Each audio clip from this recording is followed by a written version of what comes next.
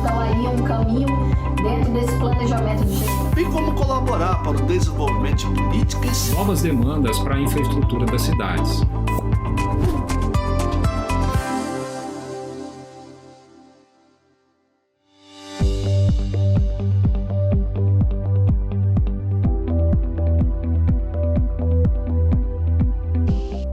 O nosso convidado de hoje é o professor Regis Fernandes de Oliveira.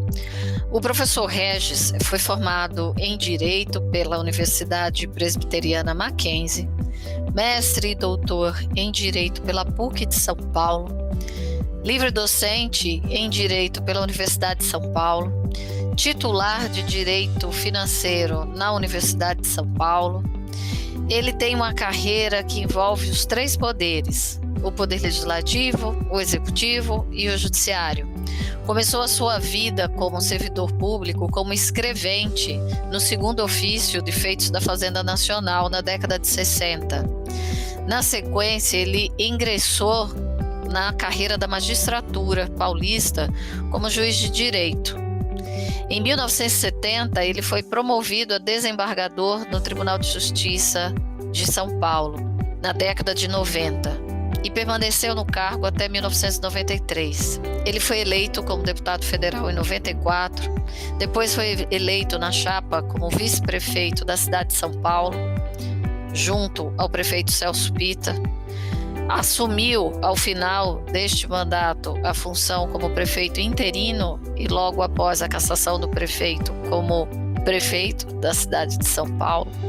Depois ele voltou a concorrer a um cargo eletivo e mais uma vez se elegeu como deputado federal. Tem experiência nos três poderes e hoje nos falará sobre a judicialização da política e do processo legislativo. Com vocês, o professor Regis. Olá, pessoal. Nosso convidado de hoje é o professor Regis Fernandes de Oliveira, professor da Faculdade de Direito da Universidade de São Paulo, titular de Direito Financeiro, e ele hoje vai falar conosco sobre judicialização da política e judicialização do processo legislativo, a partir da sua experiência, tendo ele passado pelos três poderes, exercendo aí funções nos três poderes da República. Professor Regis, muito bem-vindo, a palavra é sua. Obrigado. Eu que agradeço o seu convite, agradeço o interesse do pessoal em participar de um texto como esse, né? Então, de um tema como esse. Eu acho que é importantíssimo, porque vivemos um país em regime democrático, em que os poderes são divididos, e aí eu vou fazer uma análise do poder, da tripartição, e esse confronto que surge entre os poderes, que muita gente não entende isso. Como o judiciário decidindo coisas que cabem ao legislativo, ou o legislativo querendo impedir o judiciário de apreciar determinadas coisas, ou o judiciário interferindo no legislativo, no executivo, ou o executivo também tentando interferir tanto no legislativo quanto no executivo. Então há um confronto realmente. Essa tripartição de poderes foi imaginada lá na Antiguidade Grega já, por Aristóteles. Ele fala sobre isso no seu livro sobre política. Ele então identifica a possibilidade de que, não só na democracia que ele analisa, essa possibilidade da divisão de atribuições. Na verdade, quando se fala em poder, o poder é um só. O poder é a possibilidade, uma definição minha, né? É a possibilidade que alguém tem de interferir na esfera íntima de outro. Então, quando eu tenho a possibilidade, por exemplo, o judiciário dá uma decisão e determina a apreensão de uma criança. Isso é uma interferência na intimidade jurídica de outro. Quando o legislativo decide, através de uma lei, permitir, por exemplo, importação de determinada mercadoria. Da mesma forma, o que não tinha o direito passa a ter o direito, ele está interferindo na esfera jurídica de outro. Quando o município manda fechar uma empresa, então o município está interferindo na esfera jurídica individual de alguém. Os três exemplos dão bem a hipótese de que o poder é exercido quando ele invade a intimidade de outro. Isso é que é o poder. Mas eu quero afastar daí qualquer possibilidade de vocês confundirem o exercício do poder legítimo o exercício do poder do bandido, por exemplo. O bandido, quando apreende alguém e sequestra alguém e põe uma arma na cabeça de alguém, isso significa um poder ilegítimo, ilegal. Então, o poder significa a possibilidade jurídica que alguém tem de interferir na intimidade do outro. Isso é o poder. Agora, o poder tem que ser exercido por alguém. Quem é que exerce o poder? Então surge a chamada teoria da tripartição de poderes, que se inicia na Grécia Antiga com Aristóteles e foi romantizada e definida por Montesquieu, quando ele diz é uma experiência eterna, que todo aquele que detém o poder tende a abusar dele.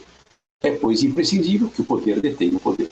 Então, surge aí não só a teoria da tripartição de poderes, mas também na posição de Montesquieu, no espírito das leis, em que ele define esta possibilidade ou esta conexão entre os poderes, de forma que um não abuse dos poderes que detém. E como é que faz essa definição dos poderes, né? A nossa Constituição estabelece no artigo 2º, né, ela estabelece que são poderes da União, independentes e harmônicos entre si, o Legislativo, Executivo e Judiciário. Então, isto é o que determina a nossa Carta Constitucional. Legislativo, Executivo e Judiciário. O que acontece com o Legislativo? Ele edita normas, produz normas obrigatórias à obediência de todos. Ao Executivo cabe, o próprio nome diz, executar, cumprir as normas, colocá-las em ação, colocá-las em atividade.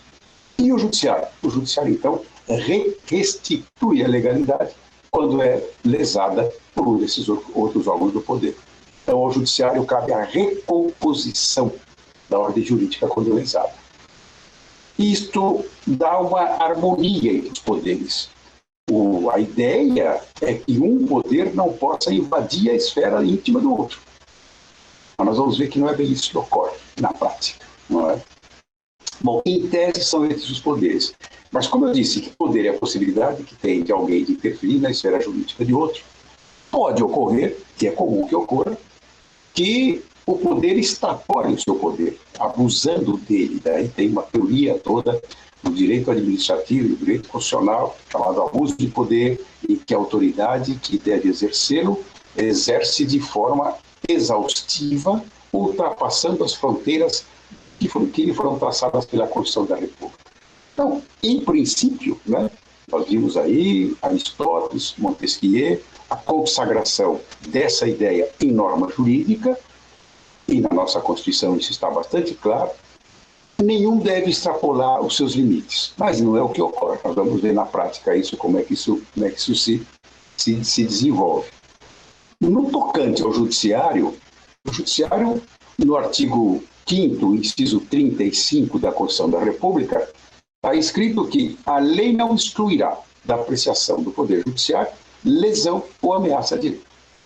Então nós temos aí uma competência fantástica dada ao Judiciário. Nada pode ser excluído da sua atribuição. Nada pode ficar fora da sua competência. Desde que haja, claro, uma lesão ou ameaça à lesão. Vejam que isso é de uma complexidade muito grande. O que é uma ameaça à lesão? Como é que eu ameaço causar um mal a outro, né? Mas isso está escrito na Constituição e o Judiciário tem sido muito consciente disso. Então, o que ocorre é que instala-se o Judiciário é uma estrutura federativa. Falando em federação, é bom que saibam, né? A federação é um tipo de governo em que o tipo de Estado, na verdade, e que ele se reparte as suas atribuições por outros órgãos menores.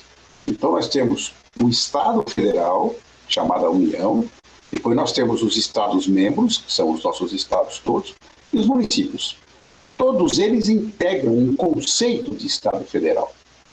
Cada qual, e a Constituição é bastante delimitativa nisso, cada qual tem suas competências próprias. Por exemplo, nós assistimos recentemente aí uma decisão sobre saúde, que foi levada ao Supremo Tribunal Federal, e o Supremo disse, não, a saúde não é privativa da União. Vocês viram bem que isso está um confronto até hoje. O presidente da República, a todo instante, diz, eu não posso fazer nada sobre a saúde porque o Supremo me proibiu. Não é verdade. Não é verdade. O Supremo simplesmente disse aquilo que está na Constituição da República. O que diz a Constituição da República? Que a saúde é competência das 3 esferas dos entes federativos. Então, cabe à União, cabe aos estados e cabe aos municípios cuidar da saúde, do âmbito sanitário. Ora, e o que acontece hoje? O presidente abriu mão de cuidar disso, sob essa alegação de que o Supremo teria tirado dele essa competência, o que não é verdade. Então, os estados e os municípios passaram a assumir, especialmente os estados, passaram a assumir providências que deveriam ter sido tomadas ou estar sendo tomadas pelo âmbito federal, pelo presidente da República, pela estrutura presidencial, especialmente pelo Ministério da Saúde. Ora, isso significou, veja, tudo isso é confronto. Isso é confronto. Então, dentro dessa perspectiva, num Estado federal, cada entidade política tem a sua competência própria. Mas algumas delas, elas são comuns. Por exemplo, o Tratado do Meio Ambiente.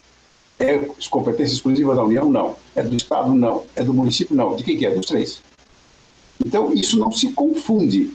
Claro que, em relação à União, ela deve cuidar do macro, né? Os estados vão cuidar dos seus biomas próprios e os municípios da mesma forma. Isso não em sintonia. Por quê? Porque a política tem que ser desenvolvida na arte de diálogo. Ela tem, olha, presidente, então o senhor faz isso aqui, eu faço isso, cada um faz a sua parte, dentro das competências comuns. Há competências privativas, né? Competência privativa. Por exemplo, o transporte municipal é competência só do município. O Estado não pode dar palpite nisso. A competência interestadual é dos estados. E a competência internacional da União. Então, a Constituição procura delimitar bem isso, né? E dar essa estrutura a cada um dos entes chamados entes federativos. A União, estados, Distrito Federal e municípios. Cada um tem a sua competência própria. Que, no caso da saúde, é exercida em caráter cumulativo. Então, o presidente da República, ou a presidência da República, ou a União, continua com a sua competência própria, os estados também e os municípios também. Cada um dentro da sua esfera. No que toca, por exemplo, a vacinação, o município pode fazer isso perfeitamente. No que toca à distribuição das vacinas, cabe ao Estado. E a importação de insumos, de vacinas próprias, cabe à União. Então, tendo essa delimitação, não há o confronto. Ocorre que nós tratamos com homens, tratamos com seres humanos. E os seres humanos são apaixonados. Ou seja, eles têm todo dentro de si tendências, instintos, eles têm paixões, e tudo isso vai desembocar na atribuição pública, na atividade pública. Não há dúvida. Vejam, o presidente atual da República, que eu não quero criticar, não, eu conheço bem, fui colega dele no âmbito federal, trabalhamos juntos durante 6 anos, então eu o conheço relativamente bem. Não somos amigos, nós somos conhecidos. Ele é impulsivo, ele tem lá seus chiliques, seus acessos, suas explosões espontâneas. E os governadores da mesma forma. Cada um é um ser humano, é um ser cheio de desejos, cheio de querer. E isso é muito bem analisado, né, na psicologia, até na psiquiatria. E eu escrevi um texto sobre isso, chamado As Paixões do Direito. Por quê? Porque quando se pensa que o Estado é um ser absolutamente normativo, racional, não é verdade. O Estado é administrado por seres humanos. E esses seres humanos levam para as suas atribuições, no desempenho da sua atividade, todas as suas paixões. Por exemplo, eu fui juiz, integrei o judiciário durante 31 anos. Na decisão que o juiz dá, todo mundo diz, não, o juiz tem que ser racional, ele não pode se envolver. Claro que ele se envolve, é claro que ele se envolve. É natural isso, é do ser humano. O ser humano, quando tem um problema muito complicado para decidir, ele entra com toda a sua emoção, com todo o seu convencimento, com a sua compreensão. E, portanto, ele retrata aquilo nas decisões que dá. Isso ocorre no Legislativo, no Judiciário e no Executivo, sem problema nenhum. Você está gostando de discutir o papel dos poderes, o equilíbrio entre os poderes e o papel do Poder Legislativo? Se sim, fica conosco até o próximo bloco.